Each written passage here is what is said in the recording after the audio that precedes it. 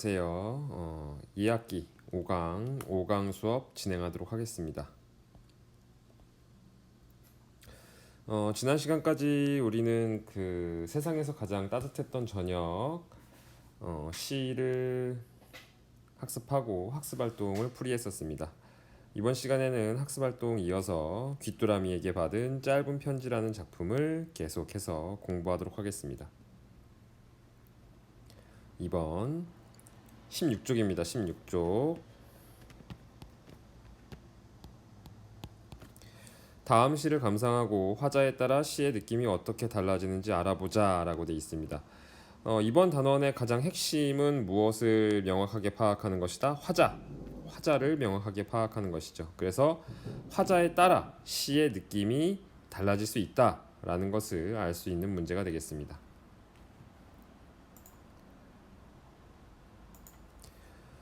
제목을 보니까 귀뚜라미에게 받은 짧은 편지라고 되어 있네요. 즉 귀뚜라미가 편지를 썼다라는 거죠. 귀뚜라미는 편지를 썼고 이 편지를 누군가가 받는 이가 있겠구나. 귀뚜라미는 편지를 쓰고 받는 이가 있겠구나 라는 것을 파악할 수 있는 제목입니다. 시를 한번 전체적으로 읽어보도록 하겠습니다. 울지마. 엄마 돌아가신 지 언제인데 너처럼 많이 우는 애는 처음 봤다. 해마다 가을날 밤이 깊으면 갈대잎 사이로 허옇게 보름달 뜨면 내가 대신 이렇게 울고 있잖아 라는 작품입니다. 그럼 우리가 화자에 집중을 했을 때 이 작품에서 눈여겨봤어야 되는 부분은 화자가 본문 속에 드러난다라는 거죠. 내가 이렇게 울고 있다. 말을 하는 사람이 누구이다? 나라는 거죠. 나라는 사람은 곧 화자가 된다라는 것을 알 수 있습니다.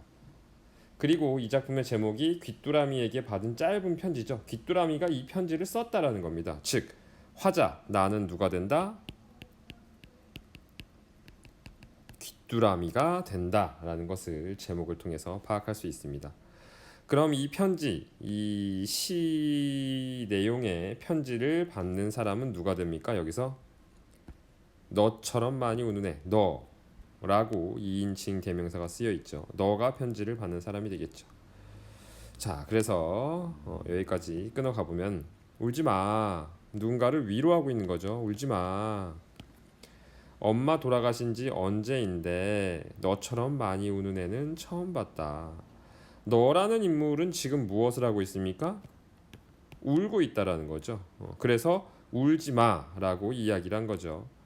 그렇다면 너는 왜 우는가를 봐야 되는데 왜 울고 있습니까? 엄마가 돌아가셨기 때문에 운다라는 거죠. 엄마가 돌아가셨다는 거는 앞으로 갔다 뒤로 돌아가셨다라는 게 아니라 어떻게 됐다는 겁니까? 엄마가 세상에서 사라졌다, 엄마를 잃었다라는 것을 파악할 수 있는 부분입니다. 그럼 엄마 돌아가신 지 언제인데 라는 것은 엄마 돌아가신 게 언제야 라고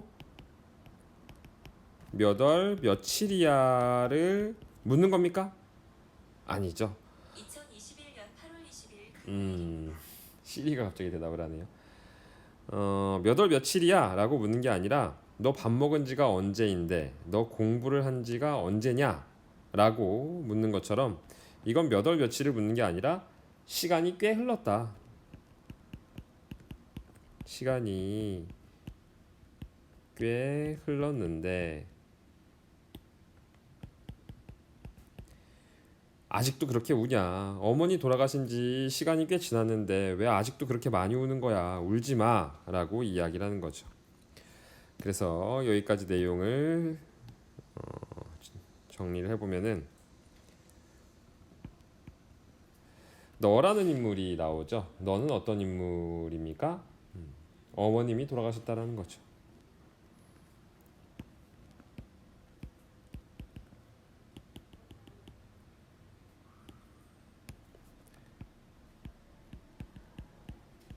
돌아가신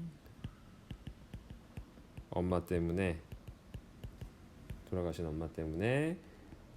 우는 아이, 너가 되겠죠. 우는 아이를 위로하고 있습니다. 돌아가신 엄마 때문에 우는 아이를 위로하고 있다. 그 다음 내용을 보면은 해마다 가을날, 해마다 가을이라는 계절적인 배경이 나와 있다는 거죠. 해마다 가을날 밤이 깊으면, 밤이라는 것은 시간적인 배경이 되겠네요. 갈대잎 사이로 허옇게 보름달 뜨면, 갈대잎이 많이 있는 공간이라는 거죠. 그래서 가을의 밤에 갈대잎이 많이 있는 곳에 보름달이 뜨면 내가 이렇게 울고 있잖아. 내가 여기서 이렇게 울고 있으니까 너는 울지 마. 내가 대신 울고 있다라고 이야기하고 있습니다. 그래서 이 부분에서 내용을 끄집어 보면은 계절과 시간과 공간이 나와 있죠. 여름도 있고 겨울도 있고 봄도 있고 낮도 있고 새벽도 있고 저녁도 있고 뭐 갈대잎 사이가 아니라 뭐 도심 속도 있고 여러 가지 그 계절, 시간, 공간이 많은데 왜 하필 가을, 밤, 갈대잎 사이로 공간을 설정했을까요? 시의 분위기가 어때요? 약간 슬프고 쓸쓸하죠. 아이가 엄마가 돌아가신 걸 슬퍼하니까. 그런 내용, 즉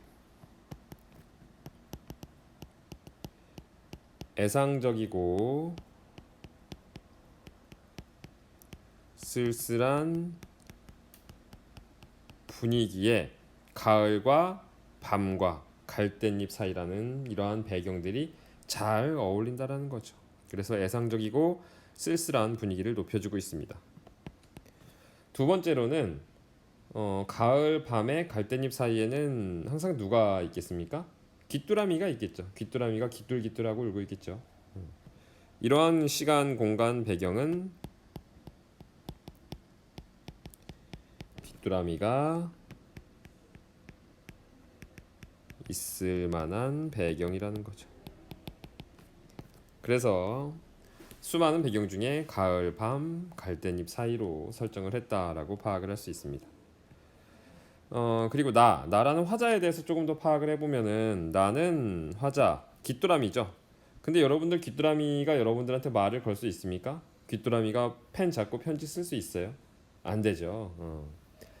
그런 방법, 이런 방법. 사람이 아닌 것이 사람처럼 이렇게 말도 하고 위로도 하고 편지를 쓰는 것을 뭐라고 합니까? 사람이 아닌 것을 사람처럼 표현했다라고 해서 의인화.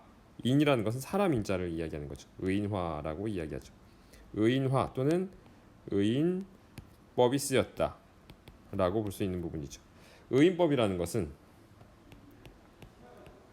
사람이 아닌 것을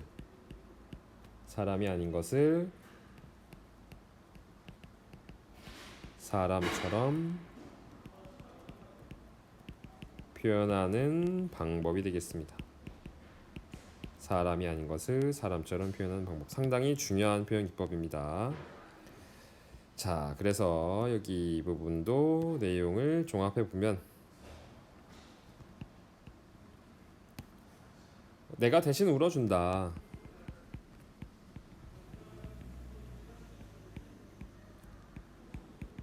그러니까 내가 대신 울어주니까 너는 울지 마라. 아이의 슬픔에 공감하고 위로를 해주고 있는 거죠. 그래서 이 작품은 어떤 아이의 슬픔에 공감하고 위로하는 내용의 작품이다라고 파악을 할 수 있겠습니다. 그래서 이 작품의 문제가 뭐였습니까? 화자에 따라 시의 느낌이 어떻게 달라지는지 알아보자였다라는 거죠. 그래서 화자에 대해서 다시 한번 정리를 해보면은 이 시의 화자는 누가 됩니까? 귀뚜라미가 되죠.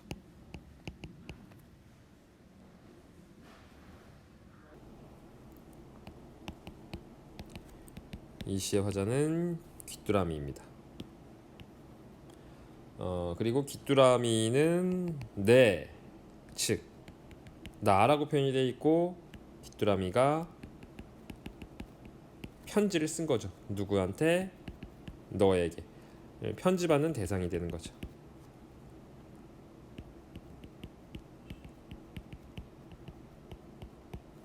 그리고 이 너라는 아이는 어떠한 아이입니까? 엄마를 잃고 슬퍼하는 아이입니다. 그래서 이 귀뚜라미는 편지를 통해서 너에게 무엇을 하고 있다? 울지 마.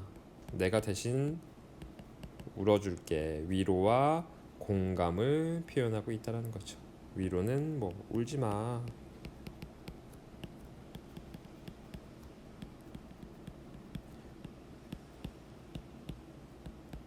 이런 표현들에서 알 수 있다라는 거죠. 이 귀뚜라미라는 화자가 아주 적절하죠. 슬픔을 전달하는 그런 화자로서. 자, 그래서 이 내용 필기하시고요. 넘어가서 여기 보시면 시인은 자기 생각을 가장 효과적으로 전달할 수 있는 일을 누구로 만든다? 시의 화자로 선택하며 의도에 따라 사물이나 동물 등을 시의 화자로 설정하기도 한다. 즉 인간만이 화자가 될 수, 인간만이 말을 할 수 있는 것은 아니다. 시에서 인간만이 말을 할 수 있는 것이 아니다. 핵심은 뭐다?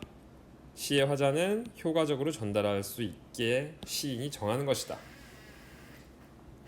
그래서 이 시의 화자는 누구인지 말해 봅시다. 이 시의 화자는 누굽니까? 귀뚜라미가 되겠죠. 귀뚜라미. 시인이 이 시의 화자를 1. 귀뚜라미와 같이 설정한 까닭은 무엇일지 생각해 보자. 무엇이겠습니까? 화자를 귀뚜라미로 설정한 이유는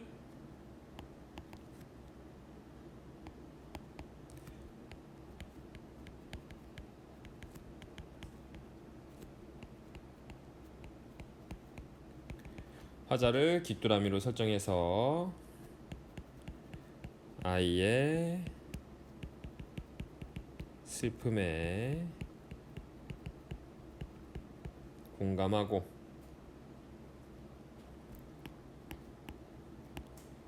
위로해주는 것을 효과적으로 표현했다.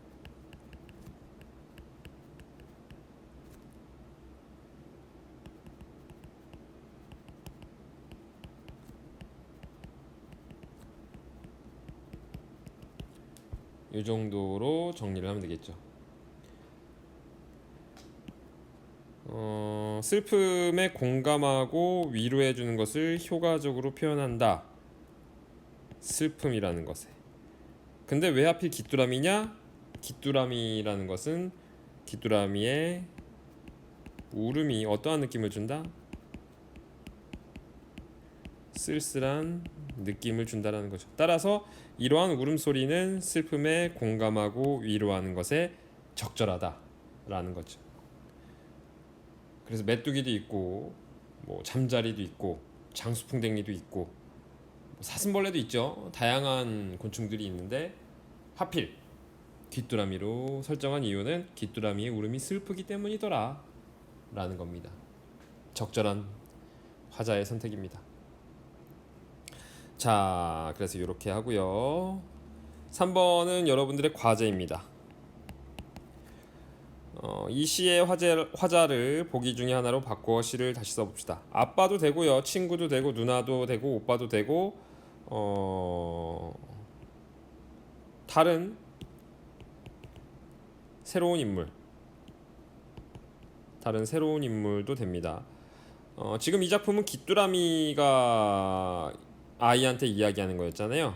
근데 여러분들은 여기서 귀뚜라미가 아닌 다른 인물을 설정해서 다른 인물이 이 아이에게 다른 인물을 설정해서